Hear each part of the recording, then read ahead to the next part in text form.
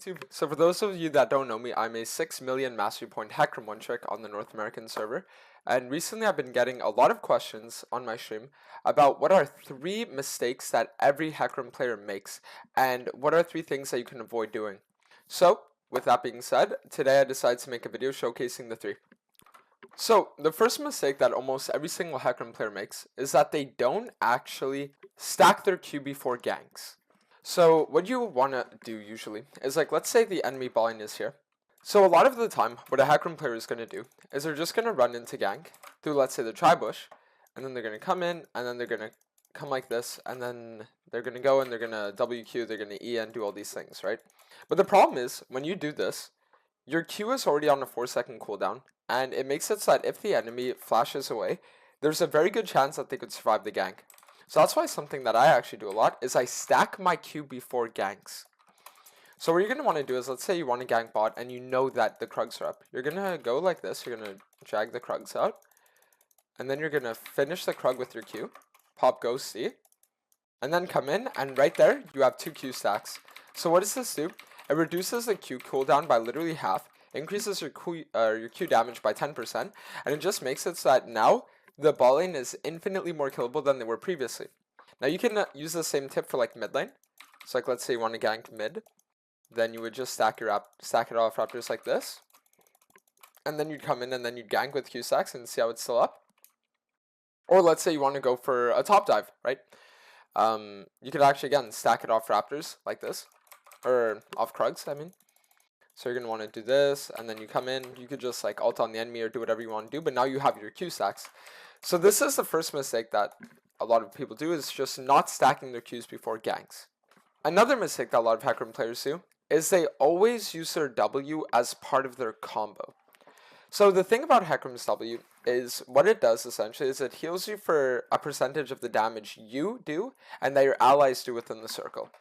So you never want to use this as just like something you do when you're full HP. So let's say I'm full HP and I decide to gank the enemy bot, and then I go in like this, right? If I use my W and then I'm killing them and I'm not actually healing, and then the enemy jungler comes in, it makes it so that now I don't have this like extra 30% lifesteal omnivamp in a way for the enemy jungler 1v1, and now I could die. So what you actually want to do is you want to hold on to your W. You want to make it so that you're only going to use your W when you need the healing and when you're fully committed to the fight.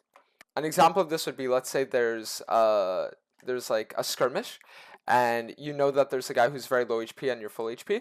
You're going to want to go and you're going to want to kill that target. So like, imagine this is that target, we're going to kill him, and then after that target's dead, then we could use our W to fight, let's say, the full HP enemy jungler. So this is a big thing, is just not wasting your W whenever it's off cooldown. So now for the third mistake, and the last mistake, is that a lot of Hecarim players are going to lead ganks with their ult. But the problem with your ult is that if you look, it's very easy to flash if you're the enemy ADC, or to use Gale Force, right? So that's why it's one of the reasons where, unless I am certain that the enemy doesn't have flash and that they don't have a gap close like Tristana W or like Lucian E, what I'll actually do most of the time is I'll always start off with my E, always. And then you go for them. And now if the enemy flashes away, then we could just ult on them. It makes it so the gank will always be a success. Because essentially what happens is, if you decide to lead with your ult and then they flash and then you E on them, right? Then the problem is they're not feared, they're not CC'd, and if they're full HP and if they have like decent items, then they could actually just kill you for it. Because you're getting on them with no CC, and assuming you don't have your Q stacked, it makes it so that you're not actually going to be doing all that much damage. So that's why a lot of the times what you can do as well is to even improve your gank potential. You could actually run in and then hit the enemy with Chem Tank WQ, proc phase rush, and then try to bait out a flash, E them in, and then afterwards ult to chase them.